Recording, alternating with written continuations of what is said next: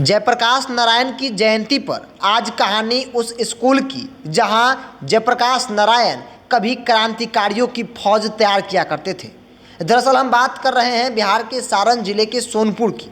सोनपुर में 1938 में the Bihar summer school of politics नामक एक स्कूल खुला। इसके प्रिंसिपल जयप्रकाश नारायण यानी जेपी थे। कांग्रेस सोशलिस्ट पार्टी के इस स्कूल में क्रांतिकारी विचारधारा वाले छात्र तैयार हुआ करते थे। पहले इसे गया के चौरम में खोलने की योजना थी। उम्मीद था कि इसके उद्घाटन में पंडित जवाहरलाल नेहरू पहुंचेंगे, लेकिन जेपी की खुद की व्यस्तता, छात्रों के चयन आदि अनेकों मामलों को लेकर चौरम में स्कूल संचालित नहीं हुआ। स्थान बदल गया, सोनपुर का चयन हुआ। नई तारीख 3 मई फिर 18 मई रखी गई। स्कूल के छात्रों की औपचारिक पढ़ाई शुरू हो गई।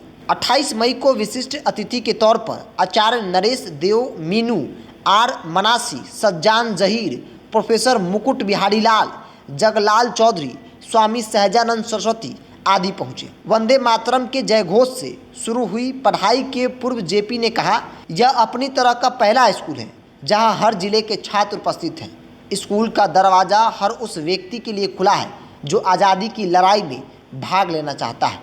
सभी छात्र साथ में रहेंगे, साथ में पढ़ेंगे और जानेंगे कि देश किस दौर से गुजर रहा है।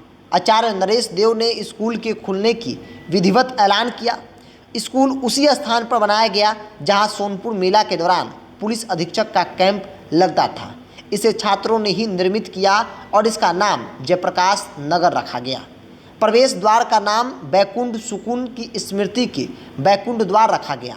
लाहौर पर्यंत केस के गवाह फनी घोष की हत्या के आरोप में बैकुंठपुर सुकून को फांसी की सजा हुई थी। स्कूल के मैदान का नाम आज़ाद पार्क रखा गया। यह चंद्रशेखर आज़ाद के नाम पर था। स्कूल में कुल 200 छात्र की रहने की व्यवस्था थी। स्कूल की अपनी डिस्पेंसरी भी थी जिसके मेडिकल ऑफिसर वैद्य कैलाश जाटी और जगदीश दुबे थे। रसोई प्रिंसिपल के क्वार्टर कांग्रेस सोशलिस्ट पार्टी के दफ्तर स्कूल कैंपस के बाहर था। लेक्चर और विजिटर्स के ठहरने का इंतजाम डकबंगला में था।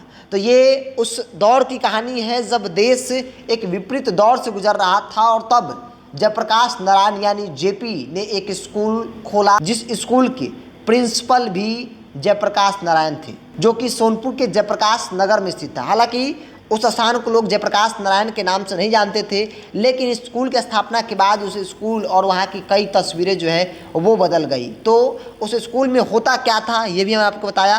क्योंकि आज जेपी की जयंती है, पूरा बिहार और देश उनकी जयंती को मना रहा है। जेपी को जेपी बनाने में बिहार की एक बड़ी भूमिका थी, क्योंकि उन्होंने जो शुरुआत की थी और जो समर्थन मिला वो इसी बिहार की राजधानी पटना से, और यहाँ से एक मुकाम पर गए। यहाँ से उनकी एक पहचान मिली, लोगों का समर्थन मिला। देश भर में इंदिरा गांधी जैसी मजबूत सरकार के खिलाफ उन्होंने एक मजबूत मुहिम की शुरुआत की और वो रंग भी लाया।